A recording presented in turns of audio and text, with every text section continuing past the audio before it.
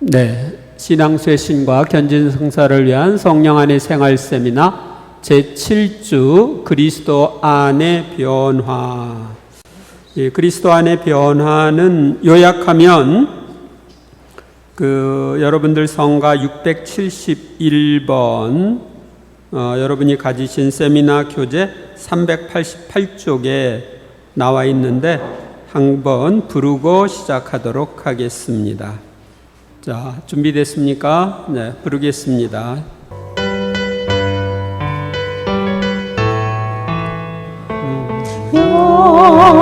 이 몸을 변화시켜 주소서. 주님 돕기 원하니 성인 되게 하소서. 시련과 어려움을 성장의 발판 삼고 세속적 욕망을 물리치게 하소서. 악마여 싸워서 승리하게 하시고 육체적 욕망을 절제하게 하소서. 이 세상 떠나서 천국에 갈 때까지 이 땅에 주님 뜻을 이루게 하소서. 언제나 어디서나 성령 안에 살면서 하늘나라 건설에 앞장서게 하소서.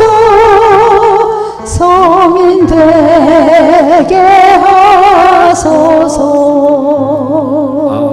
원래 그렇게 부르는 게 아니고 한 번 쭉 하고 나서 다시 오주여 이 몸을 변화시켜 주소서 해서 성인 되게 하소서 하고 나서 2절 하고 다시 오주여 이 몸을 거의 쭉 해서 성인 되게 하소서 하고 한 번 더 끝에 성인 되게 하소서 이렇게 끝나는 것입니다. 네, 지금은 연습했으니까 이따 끝날 때 부르겠습니다. 자, 그러면은 제7주 그리스도 안의 변화. 레위기 11장 44절. 나는 주 너희 하느님이다. 내가 거룩하니 너희도 자신을 거룩하게 하여 거룩한 사람이 되어야 한다. 필립비서 3장 12절. 나는 이미 그것을 얻은 것도 아니고 목적지에 다다른 것도 아닙니다. 그것을 차지하려고 달려갈 따름입니다.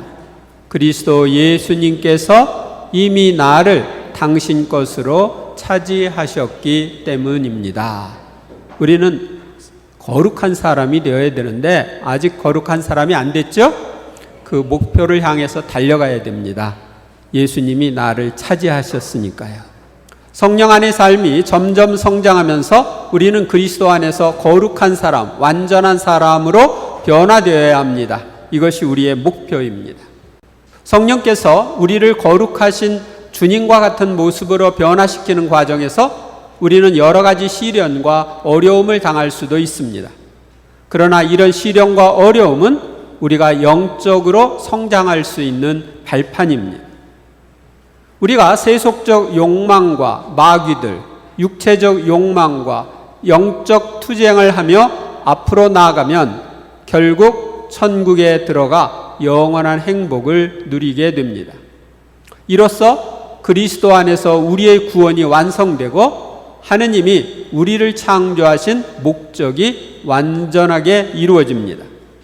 그러니까 천국에 가야 우리 창조 목적이 이루어지는 거예요.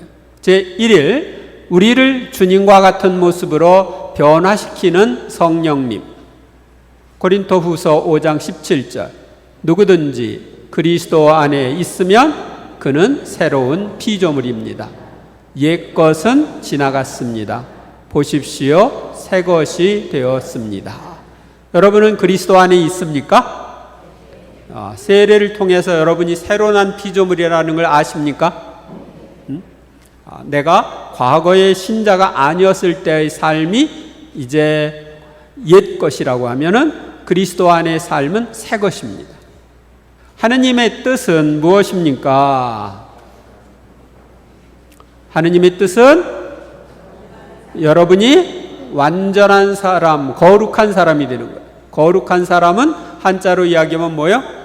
성인이 되는 게 하느님의 뜻이에요. 그러니까 성인은 돼도 좋고 안 돼도 좋은 게 아니라 우리가 꼭 되어야 될 것입니다. 하느님의 사랑을 받는 자녀인 우리는 누구를 본받는 사람이 되어야 합니까? 하느님의 사랑을 받는 자녀답게 하느님을 본받는 사람이 되어야 된다. 하느님을 본받는다. 다른 표현으로 하면 하느님이신 분이 사람이 되어 이 세상에 오셨죠? 그분이 누구예요? 예수 그리스도. 예수 그리스도를 본받는 사람이 되어야 합니다. 우리는 어떤 사람이 되어야 합니까? 완전한 사람이 되라고 그랬어요. 하늘에 너희 아버지께서 완전하신 것처럼 너희도 완전한 사람이 되라. 그러니까 거룩한 사람은 다른 표현으로 하면 완전한 사람입니다. 성령으로 사는 사람은 누구를 따라가야 합니까? 성령을 따라가야 됩니다. 성령께서 이끄시는 대로 따라가야 됩니다. 그래서 여러분들이 성령 세미나 받은 거예요. 그리스도의 영이신 성령님을 따라 산 바오로 사도는 누가 자신 안에 사시는 것을 체험하였습니까? 그리스도께서 자신 안에 사시는 것을 체험했죠. 그러니까 여러분들이 성령의 이끄심에 따라서 살면은 예수님이 내 안에서 나를 통해서 일하시는 걸 느낄 수가 있습니다. 로마서 8장 5절 무릇 육을 따르는 자들은 육에 속한 것을 생각하고 성령을 따르는 이들은 성령에 속한 것을 생각합니다. 그래서 여러분들이 내가 육에 속한 사람이냐 아니냐, 그러니까 육을 따르는 자냐 성령을 따르는 자냐는 뭘 생각하느냐에 달려 있습니다. 성령에 속하는 사랑, 기쁨, 평화 이런 것들을 우리는 따라가야 합니다. 베드로전서 1장 15절 여러분을 부르신 분께서 거룩하신 것처럼 여러분도 모든 행실에서 거룩한 사람이 되십시오. 우리는 모든 행실에서 거룩한 사람이 되어야 합니다. 성당에서만 거룩한 게 아니고 집에서도 거룩해야 되고 직장에서도 거룩해야 돼요. 하느님이 원하시는 것은 우리의 성화이며 성화는 거룩하게 되는 걸 성화라고 그래요.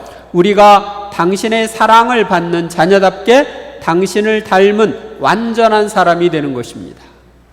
그래서 완전한 인간의 모범으로서 예수님을 이 세상에 보내주셨고 예수님과 같은 모습으로 우리를 변화시켜 주시는 성령님을 보내주셨습니다. 그러니까 성령님이 우리를 예수님을 닮게 해주는 분이에요. 그러므로 이미 우리가 받은 성령님의 인도하심에 따라 영적인 것에 마음을 쓰며 우리의 목표를 향하여 다름질 친다면 우리도 성인 성녀들처럼 예수님과 성모님을 닮은 사람이 될 수 있습니다. 하느님은 우리 모두가 성인이 되기를 원하시므로 하느님의 은총에 지속적으로 협력한다면 누구나 다 성덕으로 나아갈 수 있습니다. 성 요한 돈보스코의 제자가 성 도미니코 사비오인데요. 그 도미니코 사비오는 그 전기에 보면은 그런 내용이 나옵니다. 돈보스코와의 대화에서 하느님이 우리 모두가 성인이 되기를 원하신다 하는 이야기를 듣고 그러면 왜 이 세상에 성인이 적습니까? 질문을 해요. 그러니까 돈보스코가 이야기하기를 성인이 되고자 결심하는 사람이 적기 때문이다. 그래서 하느님이 성인이 되기를 원하신다면 나는 성인이 되어야 되겠다. 이렇게 도미니코 사비오는 결심합니다. 그리고 그 목표를 향해서 달려가서 결국 성인이 됩니다. 성모님은 우리가 성덕으로 나아갈 수 있도록 도와주신 분이며 교회 역사를 통해서 보면 대부분의 성인들이 성모님에 대한 남다른 신심을 가지고 있었습니다. 그러니까 성모님은 모든 은총의 중개자이시기 때문에 우리가 성화될 수 있도록, 성인 될 수 있도록 해주시는 분입니다. 그러므로 성모님과 함께 성인의 길로 나아갑시다. 성령의 짝이신 성모님께 나의 모든 것을 봉헌하고 성모님과 함께 생활하면 성령님의 은혜와 성모님의 도우심으로 세상 것에 대한 애착과 자기 중심적인 삶에서 해방되어 성덕으로 나아갈 수 있습니다. 우리가 성덕으로 못 나가는 것은 세상 것에 대한 애착, 또 자기 중심적인 삶 때문인데 성령님의 은혜와 성모님의 도움으로 우리는 이런 애착에서 벗어나서 자기 중심적인 삶에서 벗어나서 성덕으로 나아갈 수가 있습니다.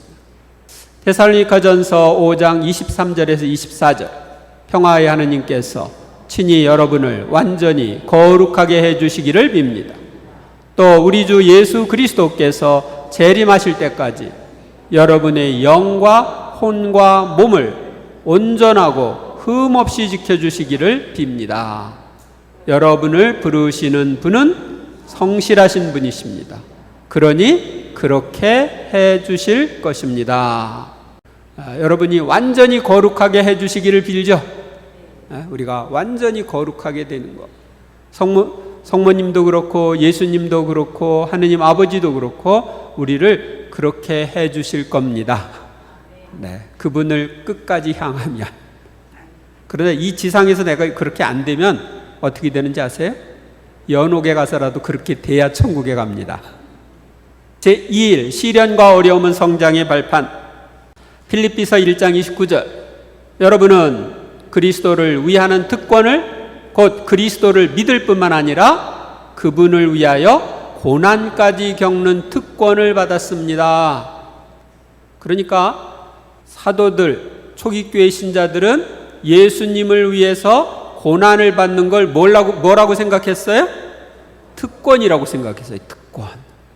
그런데 요즘 사람들은 예수님을 위해서 고통을 받는 걸 특권이라고 생각해요? 고통이 있으면 피하죠. 도망가. 그러니까 예수님을 위해서 우리가 고통을 당하면 예수님은 그것에 대한 풍성한 갚음을 주십니다. 그래서 그것은 특권입니다. 고린토전서 10장 13절, 하느님은 성실하십니다. 그분께서는 여러분에게 능력 이상으로 시련을 겪게 하지 않으십니다. 그리고 시련과 함께 그것을 벗어날 길도 마련해 주십니다.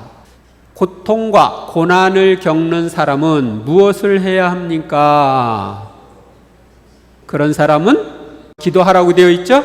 그러니까 여러분들은 고통을 겪을 때 기도를 해야 합니다. 그래야 고통에서 벗어날 수가 있습니다.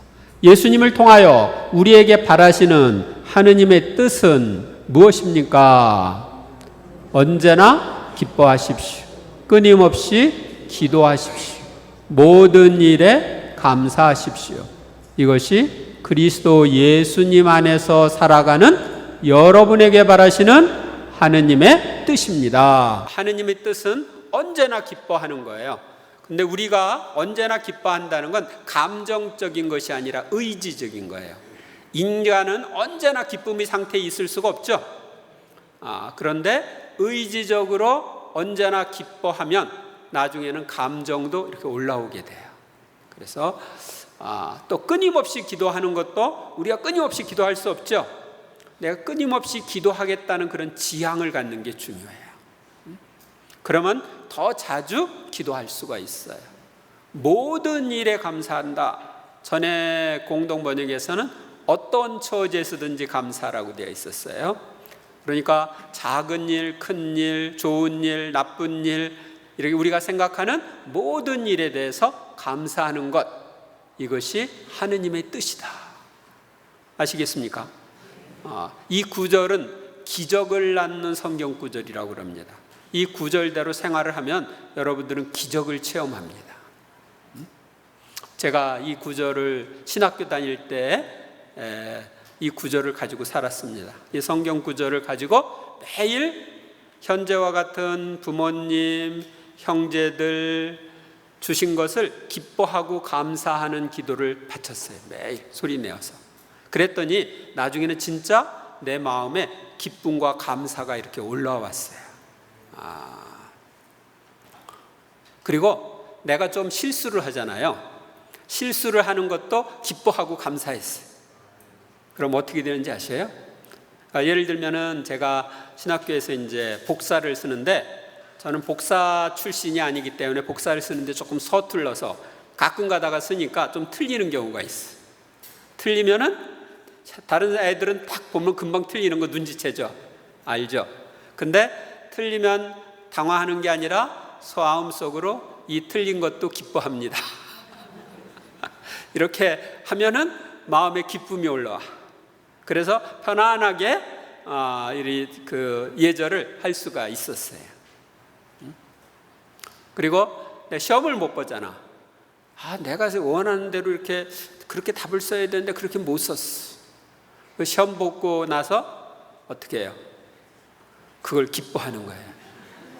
내가 틀리게 쓴 것을.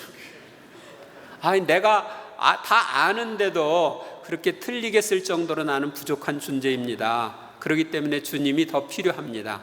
근데 내가 틀리게 쓴 걸 지금 고칠 수도 없고, 그러니까 이걸 다 당신 손에 맡깁니다 하면서 그 모든 이런 것을 통해서 나의 부족한 점을 보여주셔서 감사합니다.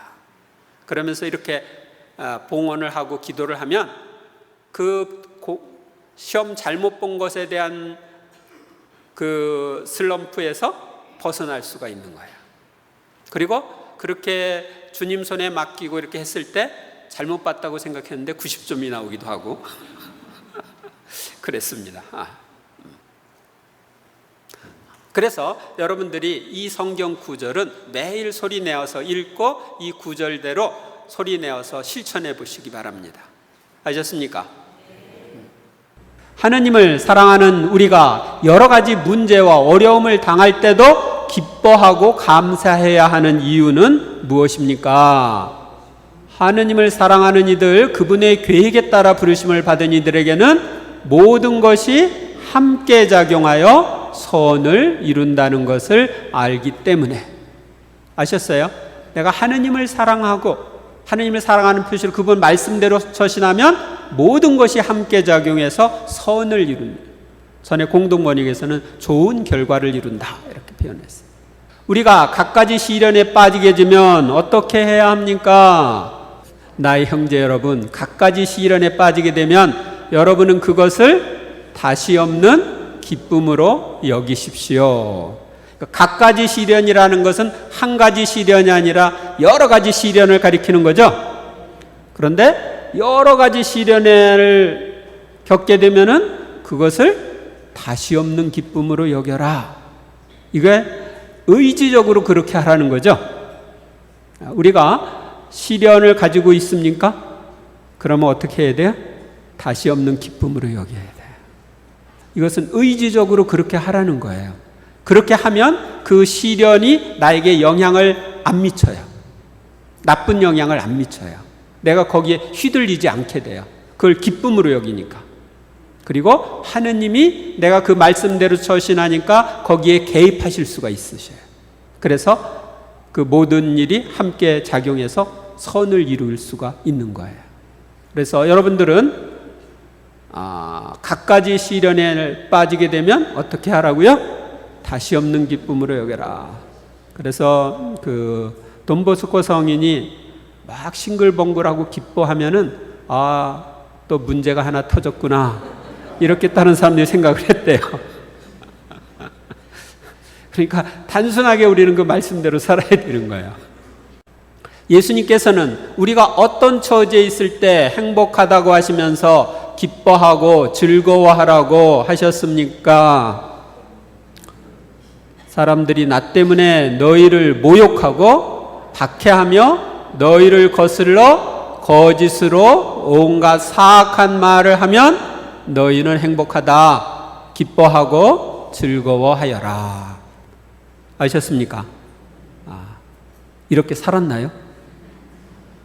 누가 막 나한테 험담하고 그럴 때 어떻게 해야 돼요? 기뻐하고 즐거워해야 되나. 그래서 우리가 복음대로 살면 스트레스를 받을까요? 안 받을까요? 스트레스를 안 받아요. 근데 복음대로 살지 않고 내 생각대로 사니까 스트레스를 받는 거예요. 누가 거짓으로 온갖 사악한 말을 하는데 기뻐하고 즐거워하면 그거 거짓으로 온갖 사악한 말을 한 것이 나에게 영향을 안 주는 거예요. 그래서 나는 어떤 처지든지 행복한 생활을 할 수가 있는 거예요. 그래서 이런 성경 구절을 여러분들이 기억하면서 시련을 닥칠 때 의지적으로 그 말씀대로 살려고 해야 합니다. 예수님의 이름으로 복음을 전하다가 잡혀 매질을 당한 사도들은 무엇을 인정받았다고 기뻐하였습니까? 사도들은 그 이름으로 말미암아 모욕을 당할 수 있는 자격을 인정받았다고 기뻐하며 최고의 앞에서 물러나왔다. 그러니까 예수님의 이름으로 말미암아 모욕을 당할 수 있는 자격, 그걸 인정받았다. 내가 주님을 위해서 모욕을 당할 수 있는 자격까지 인정받다니 감사합니다. 그런 거죠. 그런데 우리는 다른 사람들이 모욕하면 뭐라고 그래요? 울그락불그락해요. 그러니까 이 복음대로 우리가 안 사는 거예요. 사도들은 직접 이렇게 살았어요. 요한복음 16장 33절, 너희는 세상에서 고난을 겪을 것이다. 그러나 용기를 내어라. 내가 세상을 이겼다. 로마서 8장 37절, 그러나 우리는 우리를 사랑해 주신 분의 도움에 힘입어 이 모든 것을 이겨내고도 남습니다. 주님의 도움에 힘입어서 우리는 모든 것을 이겨낼 수가 있어요. 성령 안의 삶이 성장하여 완덕으로 나아가는 과정에서 우리는 시련과 어려움을 당합니다. 이 시련과 어려움, 각종 문제는 불완전한 인간이 불완전한 세상에서 살기 때문에 당연히 주어지는 것이기도 하지만 때로는 마귀의 영향으로 오는 경우도 있습니다. 자비하신 하느님께서 여러 가지 시련과 고통을 막아주지 않으시고 허용하시는 이유는 이를 통해 우리의 믿음을 순수하게 만들고 우리를 거룩하게 만들기 위해서입니다. 그러므로 고난과 시련을 당하는 사람들은 기도를 하고 자신을 하느님께 맡겨야 합니다. 그리고 하느님의 뜻대로 언제나 기뻐하고 모든 일에 감사해야 합니다. 왜냐하면 하느님의 뜻대로 생활하며 하느님을 사랑하는 사람들에게는 모든 것이 함께 작용하여 선을 이루기 때문입니다. 또한 우리는 시련을 통하여 인내력이 생기고 완전하고 원만한 사람이 되므로 우리는 갖가지 시련을 다시 없는 기쁨으로 여겨야 합니다. 그리고 우리가 주님 때문에 당하는 시련과 모욕, 박해와 비난은 그리스도의 고난에 참여하는 것이고 하늘에서 큰 상을 받을 수 있게 해주므로 오히려 기뻐하고 즐거워해야 합니다. 성경에 나오는 욥, 하박국, 베드로와 다른 사도들, 바오로와 실라스 등은 여러 가지 큰 시련을 당하면서도 하느님을 찬양하며 기뻐하였습니다. 또한 무수한 순교자들과 훌륭한 신앙인들도 여러 가지 시련과 고통을 당하면서도 기뻐하고 즐거워하였습니다. 하느님은 우리가 감당해낼 수 있는 시련을 허락하시고 시련을 극복하고 벗어날 수 있는 길도 마련해 주시며 시련 중에 위로해 주십니다. 우리는 성령 충만을 위한 안수기도를 통해 새로운 힘을 받았으므로 주님의 도움으로 모든 시련을 이겨낼 수 있습니다. 그러므로 성경과 교회 역사에 나오는 위대한 신앙인들처럼 시련을 두려워하지 않고 이를 기쁘게 맞이합시다. 그러면 시련과 어려움은 하느님의 은총이 승리하는 기회가 되고 과일나무의 가지치기처럼 더 많은 열매를 맺기 위한 준비가 되며 용광로 속의 광물처럼 순수하고 완전한 사람으로 성장할 수 있는 발판이 됩니다. 베드로전서 5장 10절, 여러분이 잠시 고난을 겪고 나면 모든 은총의 하느님께서 곧 그리스도 예수님 안에서 당신의 영원한 영광에 참여하도록 여러분을 불러주신 그분께서 몸소 여러분을 온전하게 하시고 굳세게 하시며 든든하게 하시고 굳건히 세워주실 것입니다. 여러분들이 시련이라고 하는 것은 내가 훌륭한 신앙인, 굳건한 신앙인, 어떤 시련에도 굴하지 않고 앞으로 나아갈 수 있는 그런 신앙인이 되게 해줍니다. 제3일 세속적인 것과의 투쟁, 성경 말씀 읽도록 하겠습니다. 골로새서 3장 5절에서 10절의 말씀입니다. 그러므로 여러분 안에 있는 현세적인 것들, 곧 불륜, 더러운, 욕정, 나쁜 욕망, 탐욕을 죽이십시오. 탐욕은 우상 숭배입니다. 이것들 때문에 하느님의 진노가 순종하지 않는 자들에게 내립니다. 여러분도 전에 이러한 것들에 빠져 지낼 때에는 그렇게 살아갔습니다. 그러나 이제는 분노, 격분, 악의, 중상, 또 여러분의 입에서 나오는 수치스러운 말 따위는 모두 버리십시오. 서로 거짓말을 하지 마십시오. 여러분은 옛 인간을 그 행실과 함께 벗어버리고 새 인간을 입은 사람입니다. 새 인간은 자기를 창조하신 분의 모상에 따라 끊임없이 새로워지면서 참 지식에 이르게 됩니다. 그러니까 우리는 옛 인간 그 행실 다 벗어버리고 새 인간, 예수님을 닮은 인간이 되기로 결심하고 세례를 통해 새 인간의 삶을 시작한 사람들입니다. 그런데 시작으로 끝나는 게 아니라 계속 새로워지면서 끊임없이 창조주의 모상을 닮아가야 합니다. 그리고 여기서 끊임없이 새로워지며 참 지식에 이른다. 이 참 지식은 체험적인 지식입니다. 하느님과 나와 체험적인 관계에서 얻어지는 그런 지식에 이르게 됩니다.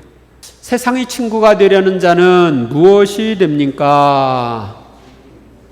하느님의 적이 된다. 세상적인 것에 따라서 가면 문제가 생기는 거예요. 세상을 사랑하는 사람 안에는 무엇이 없습니까?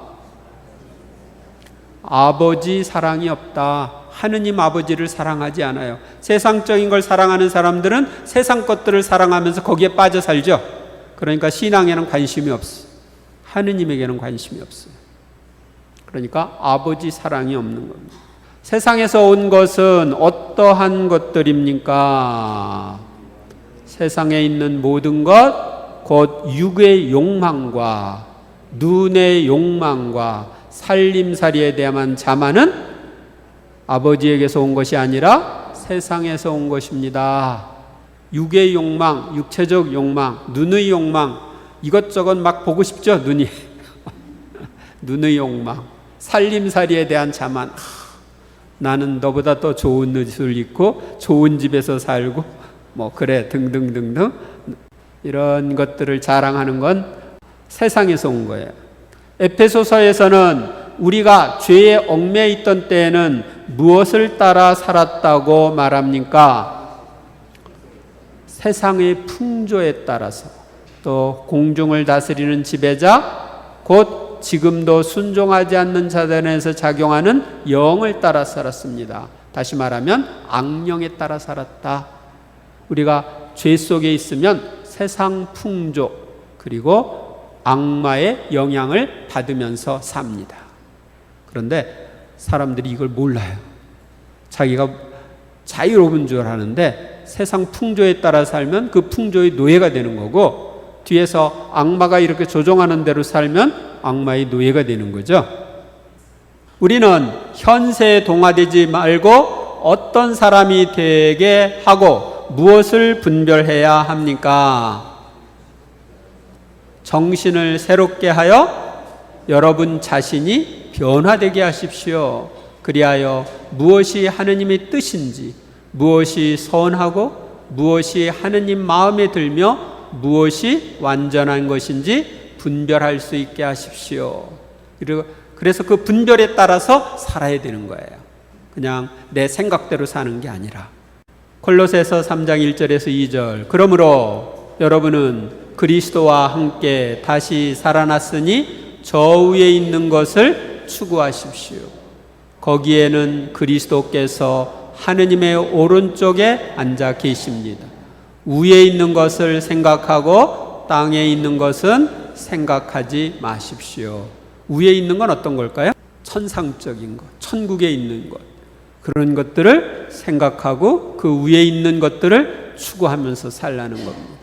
지상적인 것에 매이지 말고요. 에베소서 5장 8절에서 9절. 여러분은 한때 어둠이었지만 지금은 주님 안에 있는 빛입니다. 빛의 자녀답게 살아가십시오.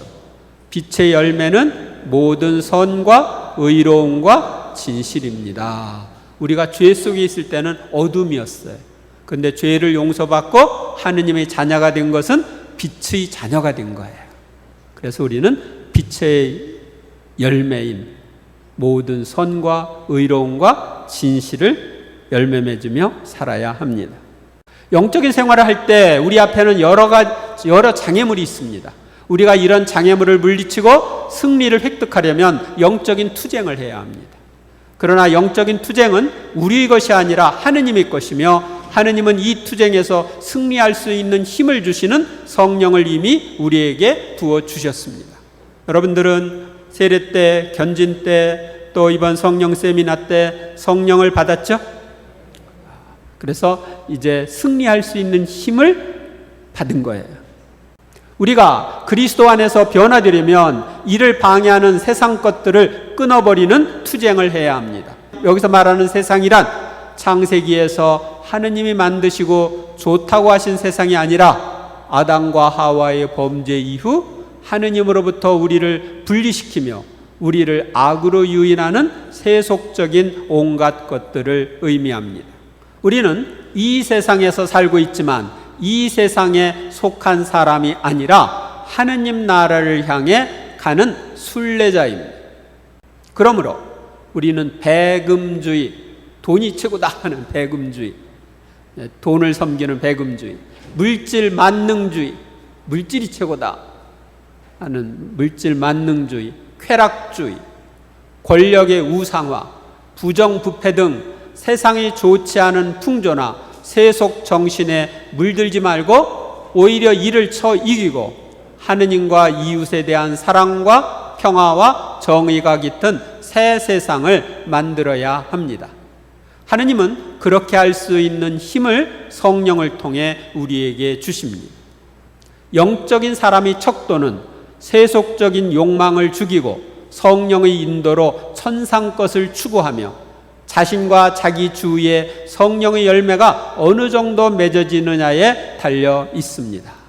내 삶에 성령의 열매가 풍성히 맺어질수록 나는 그만큼 영적인 사람이 됩니다.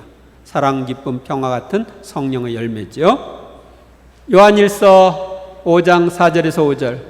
하느님에게서 태어난 사람은 모두 세상을 이기기 때문입니다. 세상을 이긴 그 승리는 바로 우리 믿음의 승리입니다. 세상을 이기는 사람은 누구입니까? 예수님께서 하느님의 아드님이심을 믿는 사람이 아닙니까? 여러분은 예수님이 하느님의 아드님임을 믿습니까? 또 예수님을 따르는 제자입니까? 그러면 예수님이 간 길을 나도 따라가야죠? 그렇게 따라갈 때 우리는 세상에서 승리할 수가 있습니다. 제4일 악마와의 투쟁. 마태복음 26장 41절. 유혹에 빠지지 않도록 깨어 기도하여라. 베드로전서 5장 8절에서 9절. 정신을 차리고 깨어 있도록 하십시오. 여러분의 적대자 악마가 으르렁거리는 사자처럼 누구를 삼킬까 하고 찾아 돌아다닙니다. 여러분은 믿음을 굳건히 하여 악마에게 대항하십시오. 그러니까 우리가 영적으로 앞으로 나아가려고 그러면 악마가, 마귀가 우리를 공격해 옵니다. 그때 우리는 믿음으로 대항을 해야 합니다. 우리의 전투 상대는 누구입니까? 권세와 권력들과 이 어두운 세계의 지배자들과 하늘에 있는 악령들입니다. 다시 말하면 마귀들의 세력이 우리가 싸워야 할 대상이라는 것입니다. 에페소서에서는 로마 군인의 무장한 모습에 비유하여 하느님의 군사로서 우리가 어떻게 무장을 해야 한다고 말하고 있습니까? 진리로 허리에 띠를 두르고 의로움에 갑옷을 입고 굳건히 서십시오. 발에는 평화의 복음을 위한 준비의 신을 신으십시오. 무엇보다도 믿음의 방패를 잡으십시오. 여러분은 악한 자가 쏘는 불화살을 그 방패로 막아서 끌 수 있을 것입니다. 여기서 악한 자가 쏘는 불화살은 의심의 불화살입니다. 그런데 믿음의 방패로 끌 수가 있는 거예요. 그리고 구원의 투구를 받아 쓰고 성령의 칼을 받아 쥐십시오. 성령의 칼은 하느님의 말씀입니다. 그래서 우리는 예수님이 마귀를 물리칠 때 말씀으로 물리쳤죠. 그래서 우리도 말씀으로 무장을 해야 돼요. 어떤 자들을 주님께서는 역겨워하십니까? 제 아들이나 딸을 불 가운데로 지나가게 하는 자, 불 가운데로 지나가게 한다는 건 태워서 바치는 거예요. 점쟁이, 복술가, 요술사, 주술사, 주문을 외우는 자, 홀령이나 혼백을 불러 물어보는 자, 우리나라에서도 이런 것들이 있죠. 죽은 사람 이렇게 불러가지고 물어본다든지 이런 무당들이 있죠. 또 죽은 자들에게 문의하는 자가 있어서는 안 된다. 처녀 귀신, 동자신 이런 걸 불러가지고 물어본다고 그러는데 그런 짓을 하는 자는 누구나 주님께서 역겨워하신다. 이 안에 다 악령들이 작용이 있기 때문에 그래요. 마귀들이 뒤에서 조종하고 있기 때문에 거기에 빠져 있는 것을 주님은 역겨워하시는 거예요. 예수님은 악마의 유혹을 무엇으로 물리쳐 이기셨습니까? 말씀으로, 하느님 말씀으로 물리치셨어요. 성경 말씀으로 물리치셨어요. 바오로 사도는 누구의 이름으로 명령하여 악령을 쫓아내었습니까? 예수 그리스도의 이름으로 너에게 명하노니 그 여자에게서 나가라, 이렇게 명령했을 때 그 순간에 귀신이 나갔다. 그래서 우리는 예수 그리스도의 이름으로 마귀들을 쫓아낼 수가 있습니다. 바오로 사도처럼 우리는 그렇게 해야 합니다. 누가복음 10장 19절, 보라, 내가 너희에게 뱀과 전갈을 밟고 원수의 모든 힘을 억누르는 권한을 주었다. 이제 아무것도 너희를 해치지 못할 것이다. 그러니까 여기 원수는 사탄의 세력을 가리키죠. 원수의 모든 힘을 억누르는 권한을 주셨습니다. 그리스도 안에서 그리스도의 모습으로 변화되려면 이를 방해하는 원수인 사탄의 세력들과 싸워 승리해야 합니다. 그런데 우리의 주님이신 예수 그리스도는 이미 십자가상에서 결정적인 승리를 이룩하셨습니다. 그러므로 우리의 싸움은 그 승리를 우리의 시대에 현재화시키는 것에 불과합니다. 그러니까 예수님이 십자가 위에 못 박혀 죽기까지 하느님 아버지께 순종하심으로써 하늘과 땅의 모든 권한을 받으셨어요. 하늘과 땅의 모든 권한은 이제 누구 거예요? 예수님 거야. 그렇기 때문에 마귀들도 꼼짝 못하는 거예요. 예수님 이름으로 하면은. 그러니까 예수님이 십자가상에서 이미 승리하신 것을 현재화시키는 것이 우리가 해야 될 몫이에요. 우리가 예수님의 승리를 인정하고 예수님이 나를 도구로 쓰셔서 현재도 마귀들의 세력을 쫓아내신다고 하는 것은 그분의 십자가상의 승리를 현재화시키는 것입니다. 그런데 그리스도의 승리가 우리 안에서도 현재화되기 위해서는 우리도 그리스도처럼 하느님의 무기로 완전 무장을 하고 영적인 투쟁을 해야 합니다. 이를 위해 하느님께서는 우리에게 성령님의 은혜를 부어주셨습니다. 우리는 각종 미신 행위를 타파하고 악의 세력들의 유혹에 빠지지 않도록 깨어 기도해야 합니다. 어떤 미신 행위도 하면 안 됩니다. 아셨습니까? 어떤 미신적인 생각으로 처신해도 안 됩니다. 그리고 마귀가 우리에게 다가오는 세 가지 길인 유욕과 재물에 대한 욕심과 교만에 빠지지 않도록 해야 합니다. 그러니까 마귀는 육체적 욕망을 통해서 우리에게 다가오고 재물에 대한 욕심을 통해서도 다가오고 교만을 통해서도 다가옵니다. 우리는 악마의 유혹을 성경 말씀으로 물리치고 하느님께 복종하며 예수 그리스도의 이름으로 그들을 쫓아내야 합니다. 예수님의 이름으로 우리는 쫓아내야 합니다. 우리를 유혹하는 마귀를 물리치는 방법은 다음과 같습니다. 미운 마음이 강하게 드는 경우는 따라서 해보세요. 미움의 마귀야, 예수 그리스도의 이름으로 명령한다. 나를 떠나라. 이렇게 말하고, 또 분노가 강하게 일어나는 경우는 분노의 마귀야, 예수 그리스도의 이름으로 명령한다. 나를 떠나라. 이렇게 명령한 후에 심령 기도를 하면 됩니다. 심령 기도가 잘 안 되면 주모경을 반복하시면 됩니다. 이렇게 명령하면 그들의 영향에서 벗어날 수가 있습니다. 그런 미움이나 분노가 사라질 수가 있어요. 때로는 이러저러한 마귀야, 예를 들면은 음란의 마귀야, 의심의 마귀야, 이렇게 구체적으로 얘기할 수 있고, 예수님과 성모 마리아 이름으로 명령한다. 나를 떠나라. 이렇게 한 후에 묵주의 기도를 바쳐도 됩니다. 성모님을 마귀들이 무서워하고 아주 싫어해요. 성모님은 천상천하의 모후이신 분이고 모든 은총이 성모님을 통해서 내려오기 때문이고, 또 마귀의 머리를 밟을 하와의 후손으로 예고되었기 때문입니다. 그래서 성모님은 당신이 원하는 때 언제나 마귀를 짓밟을 수가 있습니다. 구마 명령은 우야 비슷한 말로 자유롭게 하되 예수님의 이름을 꼭 넣어야 합니다. 아시겠습니까? 예수님이 승리한 걸 현재화시키는 거기 때문에 예수님의 이름을 꼭 넣어야 돼요. 예수 그리스도의 이름으로 명령한다, 또는 예수님의 이름으로 명령한다, 이렇게 해야 합니다. 주 예수 그리스도로 온몸을 무장한 우리가 예수 그리스도의 이름으로 어둠의 세력들에 대해 대항함으로써 이미 보장된 승리와 개선의 행진에 우리를 참여시켜 주시는 하느님께 감사와 찬미를 드립시다. 마귀들은 겁쟁입니다. 그래서 하느님과 함께, 예수님과 함께, 성모님과 함께, 또 천사들과 함께 우리가 그들을 대항할 때 도망갑니다. 예수님의 그 말씀에 보면은, 천상의 책에 나와 있는 말씀에 보면 마귀들은 피조물 중에 가장 겁쟁이다. 피조물 중에 최고 겁쟁이가 마귀들이다. 그런 얘기를 합니다. 이미 예수님이 승리했어요.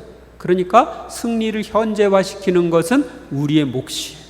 야고보서 4장 7절, 하느님께 복종하고 악마에게 대항하십시오. 그러면 악마가 여러분에게서 달아날 것입니다.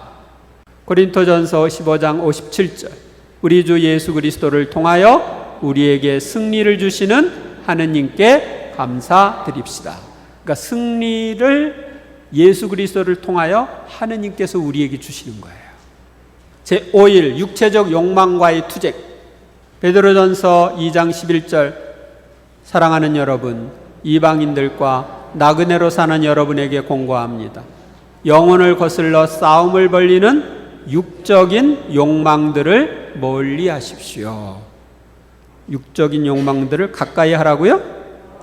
멀리 하라고. 아셨죠? 바오로 사도에 의하면 우리의 육 안에는 무엇이 자리 잡고 있지 않습니까? 선이 자리 잡고 있지 않다. 육 안에는 선이 없다 이거죠. 육의 행실은 무엇입니까? 육의 행실은 자명합니다. 그것은 불륜, 더러움, 방탕, 우상숭배, 마술, 적개심, 분쟁, 시기, 격분, 이기심, 분열, 분파, 질투, 만취, 흥청대는 술판, 그 밖에 이와 비슷한 것들입니다. 죄가 우리의 죽을 몸을 지배하여 그 욕망에 순종하는 일이 없도록 하고 오히려 자기 지체를 어떻게 해야 합니까? 불의의 도구로 죄에 넘기지 말고 자신을 하느님께 바치고 자기 지체를 의로움의 도구로 하느님께 바쳐야 한다. 그러니까 나는 죄의 도구가 아니라, 불의의 도구가 아니라 의로움의 도구가 되어야 합니다. 선을 위한 도구가 되어야 됩니다. 우리는 무엇으로 몸의 행실을 죽일 수 있습니까? 성령의 힘으로 우리는 몸의 행실을 죽일 수가 있습니다.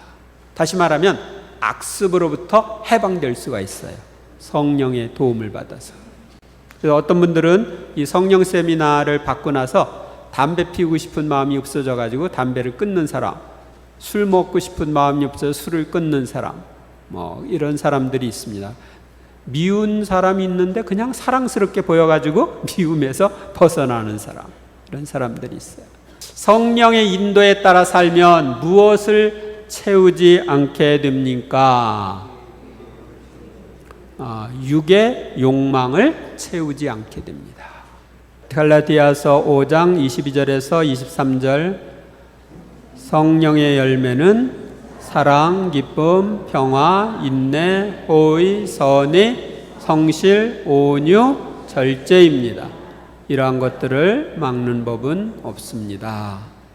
성령님의 인도에 따라 살면서 영적으로 성숙하고 변화되려면 육체의 욕망과 싸우는 영적 투쟁을 해야 합니다.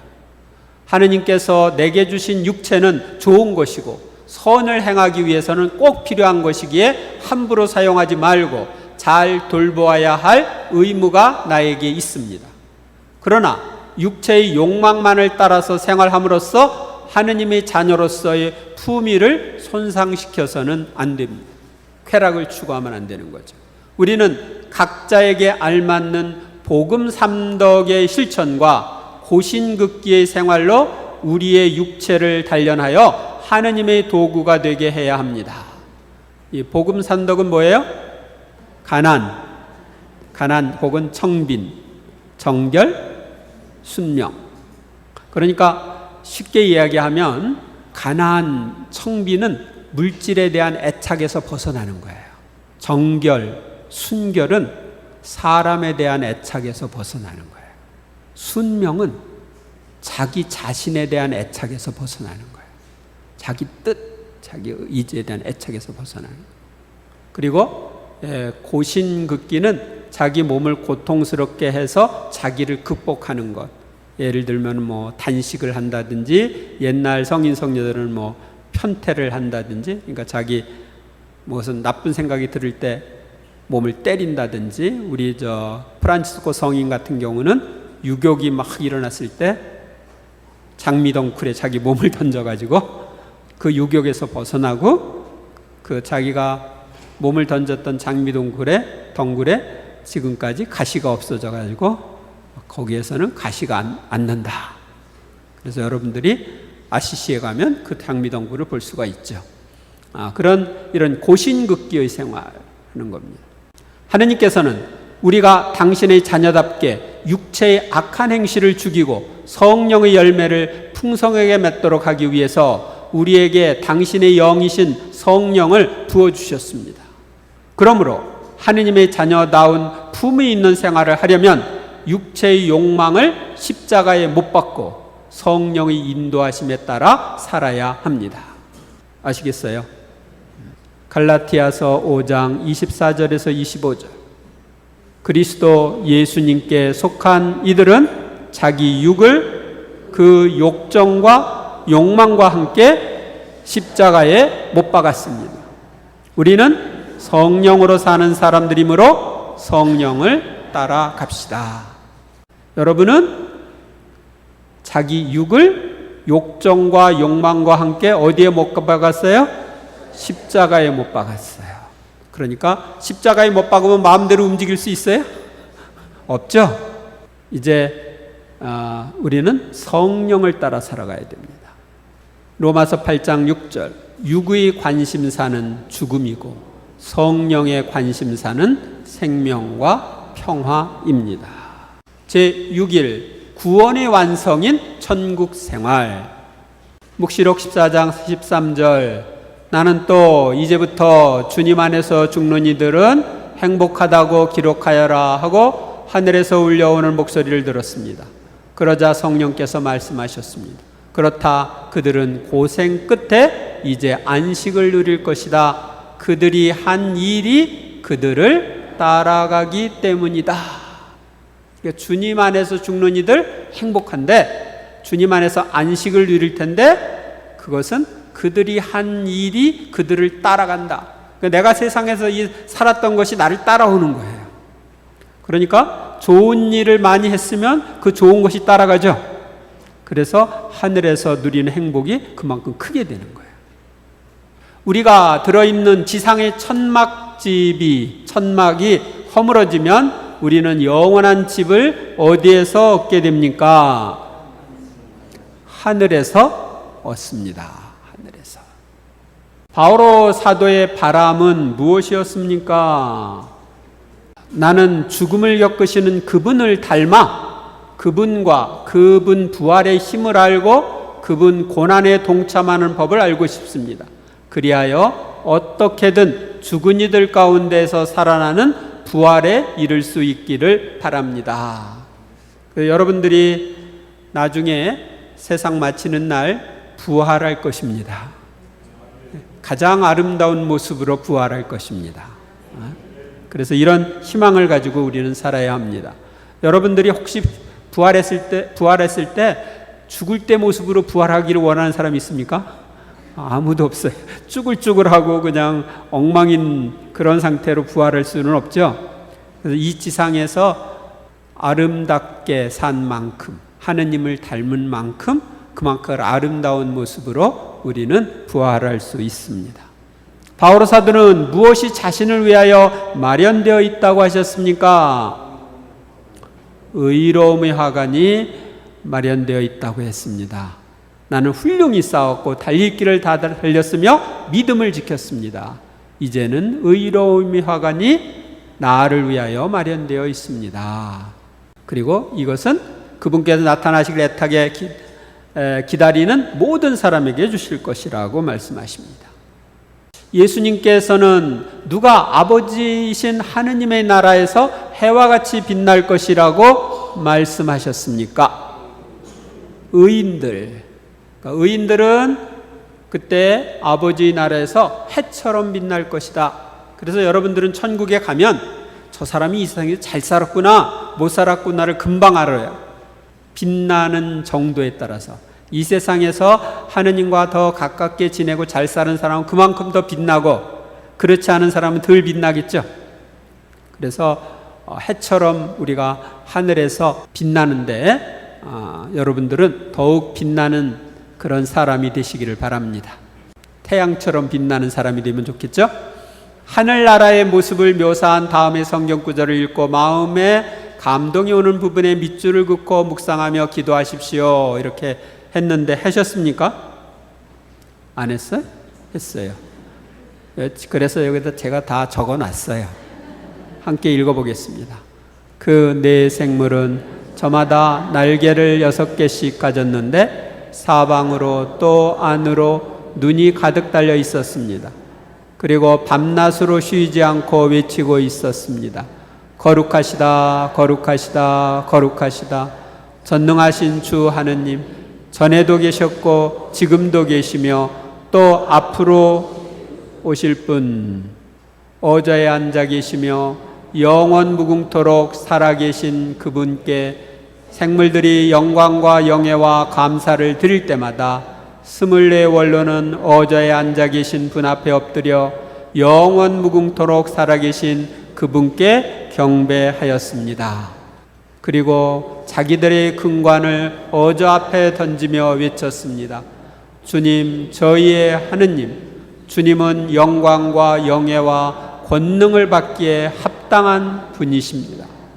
주님께서는 만물을 창조하셨고 주님의 뜻에 따라 만물이 생겨나고 창조되었습니다. 천국에서 하느님을 예배하는 모습, 경배하는 모습을 묵시록 4장 8절에서 11절은 우리에게 보여주고 있습니다. 묵시록 5장 11절에서 14절을 보겠습니다. 나는 또 어자와 생물들과 원로들을 에워싼 많은 천사들을 보고 그들의 목소리도 들었습니다. 그들의 수는 수백만, 수억만이었습니다. 그들이 큰 소리로 말하였습니다. 살해된 어린 양은 권능과 부와 지혜와 힘과 영예와 영광과 찬미를 받기에 합당하십니다. 그리고 나는 하늘과 땅 위와 땅 아래와 바다에 있는 모든 피조물, 그 모든 곳에 있는 만물이 외치는 소리를 들었습니다. 어자에 앉아 계신 분과 어린 양께 찬미와 영예와 영광과 권세가 영원 무궁하기를 빕니다. 그러자 네 생물은 아멘하고 화답하고 원로들은 엎드려 경배하였습니다. 그러니까 모든 피조물이 하느님께 경배하는 모습을 볼 수 있죠. 여기는 인간만이 아니라 동물, 식물까지 다 하느님께 경배를 하는 것입니다. 천국에서 이루어질 일입니다. 그 다음에 내가 보니 아무도 셀 수 없을 만큼 큰 무리가 있었습니다. 모든 민족과 종족과 백성과 언어권에서 나온 그들은 희고 긴 겉옷을 입고 손에는 야자나무 가지를 들고서 어자 앞에 또 어린 양 앞에 서 있었습니다. 그들이 큰 소리로 외쳤습니다. 구원은 어자에 앉아 계신 우리 하느님과 어린 양의 것입니다. 여기서 희고 긴 겉옷을 입었다는데 저처럼 이런 수단을 입었을지도 몰라요. 그러자 모든 천사가 어자와 원로들과 네 생물 둘레에 서 있다가 어자 앞에 얼굴을 땅에 대고 엎드려 하느님께 경배하며 말하였다. 아멘. 우리 하느님께 찬미와 영광과 지혜와 감사와 영예와 권능과 힘이 영원 무궁하기를 빕니다. 아멘. 그때 원로학 가운데 하나가 희고 긴 겉옷을 입은 저 사람들은 누구이며 어디에서 왔느냐 하고 나에게 물었습니다. 원로님께서 알고 계시지 않습니까? 하고 내가 대답하였더니 그는 나에게 말하였습니다. 저 사람들은 큰 환난을 겪어낸 사람들이다. 저들은 어린 양의 피로 자기들의 겉옷을 깨끗이 빨아 희게 하였다. 그래서 그들은 하느님의 어조 앞에 있고 그분의 성전에서 밤낮으로 그분을 섬기고 있다. 환난을 겪어낸 사람들, 박해를 겪어낸 사람들을 가리키죠. 어자에 앉아 계신 분께서 그들을 덮는 천막이 되어 주실 것이다. 그들이 다시는 줄이지도 목마르지도 않을 것이며 해도 그 어떤 열기도 그들에게 내리쬐지 않을 것이다. 어자 한가운데에 계신 어린 양이 목자처럼 그들을 돌보시고 생명의 샘으로 그들을 이끌어 주실 것이며 하느님께서는 그들의 눈에서 모든 눈물을 닦아 주실 것이다. 그러니까 주님 때문에 환난을 당한 모든 사람들을 천국에서 주님은 돌보아 주십니다. 이런 천국에 가서 여러분들도 주님의 돌봄을 받으며 사시기 바랍니다. 에베소서 1장 10절 그것은 때가 차면 하늘과 땅에 있는 만물을 그리스도 안에서 그분을 머리로 하여 한데 모으는 계획입니다. 그래서 이제 세상 마치는 날에는 하늘과 땅의 모든 만물이 그리스도 안에서 하나가 되는 거예요. 예수님을 머리로 해서 하나가 되는 겁니다. 모든 것이 그분께로부터 나왔기 때문입니다. 주님을 믿는 우리의 삶은 이 지상에서 끝나는 것이 아닙니다.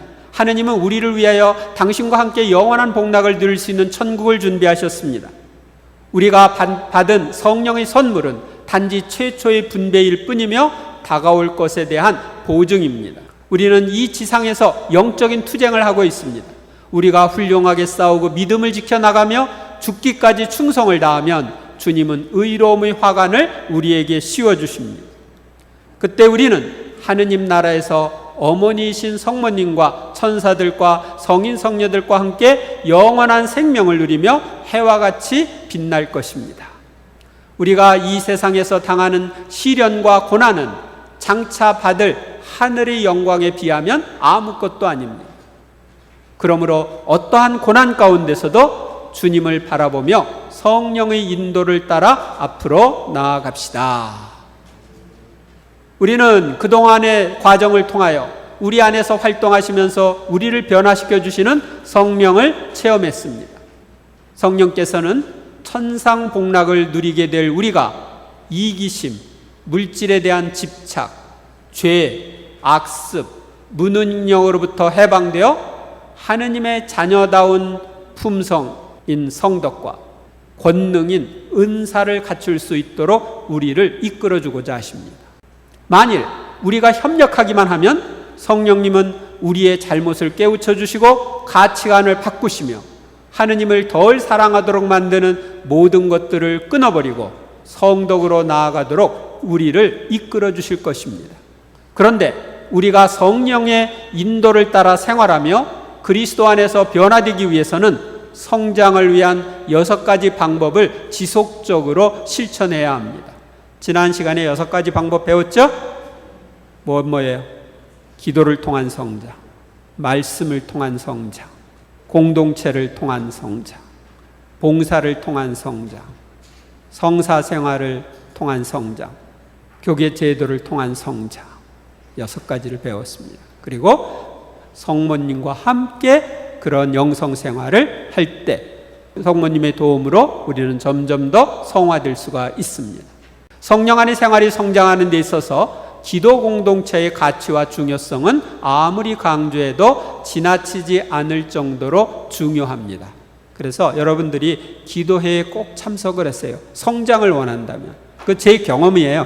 여기 이 책은 제 경험이 담겨 있는 책입니다. 어디서 보고 쓴 것이 아니고. 제가 성령 세미나 받고 나서 계속적으로 성령 기도회에 참석했고, 신학교에 가서는 기도회가 없으니까 신학교에서 기도회를 만들어 가지고 거기서 했고, 나와서도 계속 성령 안에 봉사하면서 여러 가지 교육도 하고 여러 기도 모임에도 꾸준히 참석을 했습니다. 그러면서 성장을 할 수 있었습니다. 그래서 공동체가 아주 중요해요. 왜냐하면 우리는 이 공동체 안에서 하느님의 현존과 성령의 활동을 깊이 체험할 수 있고, 성숙한 사람들을 통하여 여러 가지 도움을 받을 수도 있으며 다른 이들을 도와줄 수도 있기 때문입니다. 그러므로 천상 복락을 누릴 사람답게 이 지상에서부터 하느님의 자녀다운 품성과 권능을 갖춘 사람이 되도록 기도 공동체 안에서 끝까지 열성을 다하시기 바랍니다. 히브리서 6장 11절에서 12절. 여러분 각자가 희망이 실현되도록 끝까지 같은 열성을 보여주시기를 간절히 바랍니다. 그리하여 게으른 사람이 되지 말고 약속된 것을 믿음과 인내로 상속받는 이들을 본받는 사람이 되라는 것입니다. 그래서 열성을 끝까지 발휘하세요. 여러분이 열매를 맺는 방법은 딱 한 가지예요. 쉬운 거예요. 뭐냐면 붙어 있어야 열매를 맺어요. 나무에 붙어 있지 않으면 떨어져 나가면 열매를 맺어요, 못 맺어요? 근데 끝까지 붙어 있으면 열매를 맺어요, 못 맺어요? 열매를 맺죠. 그래서 제일 중요한 건 항구성이에요. 끝까지 붙어 있는 거. 누가복음 9장 23절. 누구든지 내 뒤를 따라오려면 자신을 버리고 날마다 제 십자가를 지고 나를 따라야 한다. 네, 성령 세미나를 마치면서 이제 성령 안의 생활 세미나는 7주 세미나로 막을 내립니다. 그러나 앞에서도 거듭 강조한 바와 같이 이 세미나는 성령 안의 생활에 있어 시작에 불과합니다. 성령 안의 생활이 성장하려면 더 많이 배우고 봉사할 수 있는 환경이 필요합니다. 그러므로 기도 공동체에 적극적으로 참여하시고 성장을 위한 모든 기회를 활용하십시오.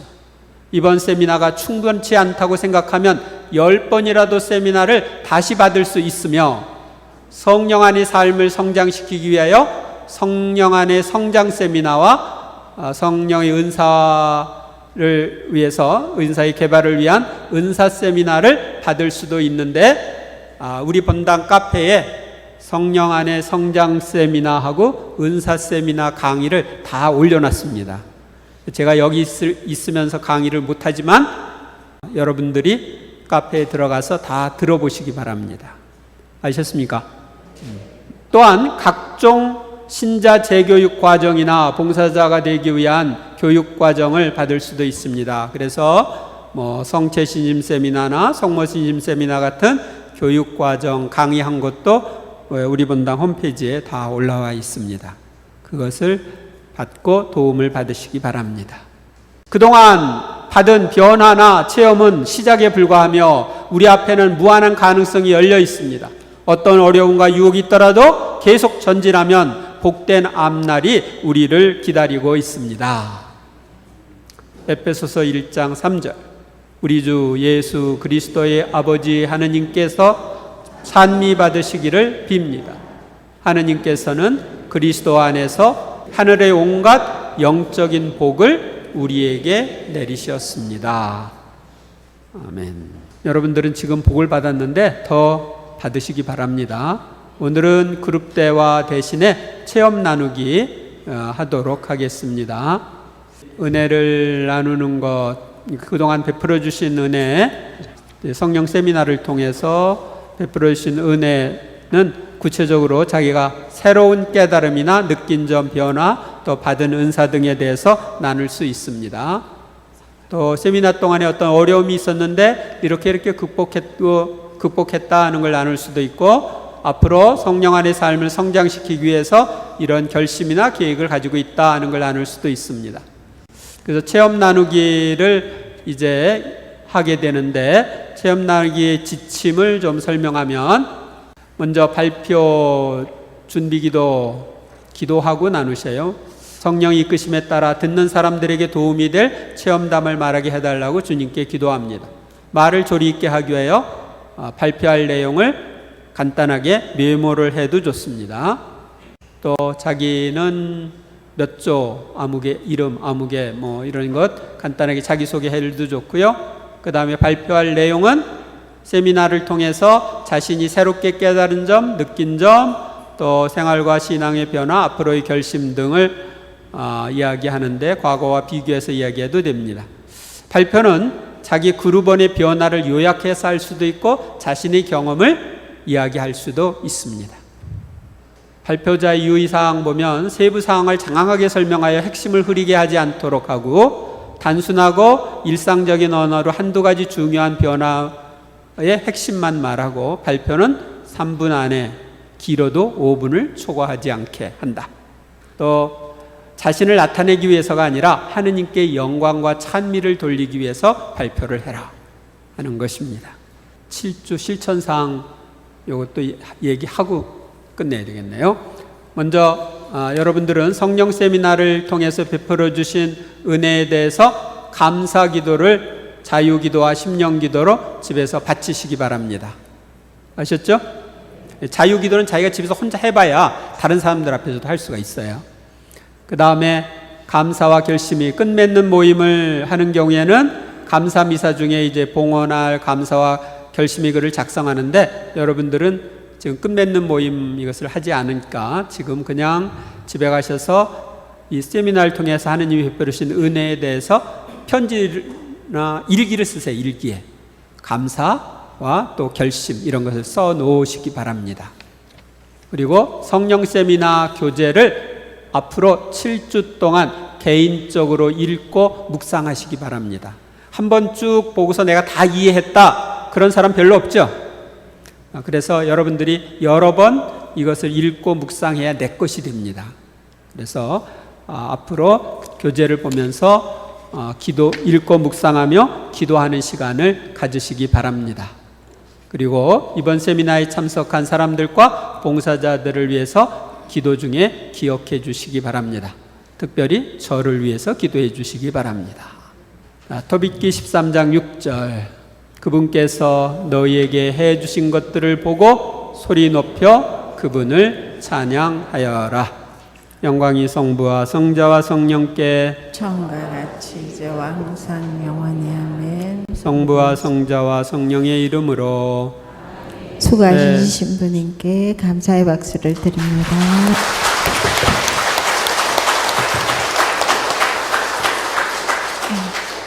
671번입니다. 그리스도 안의 변화. 이 강의를 위해서 제가 작곡을 한 거예요.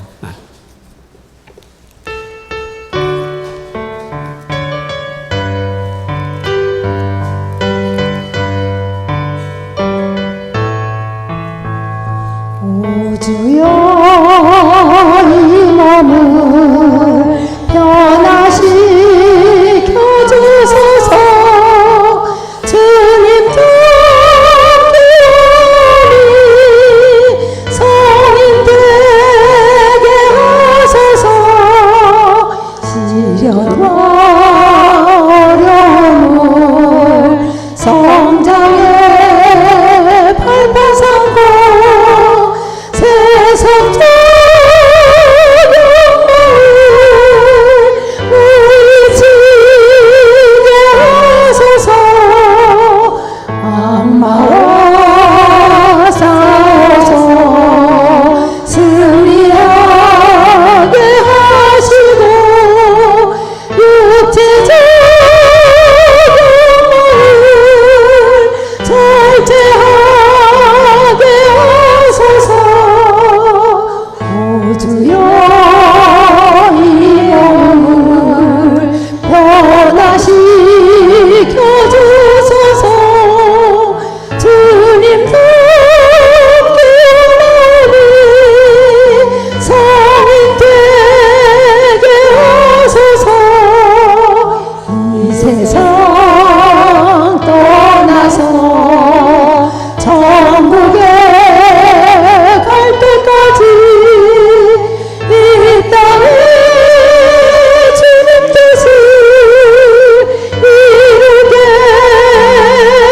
하소서.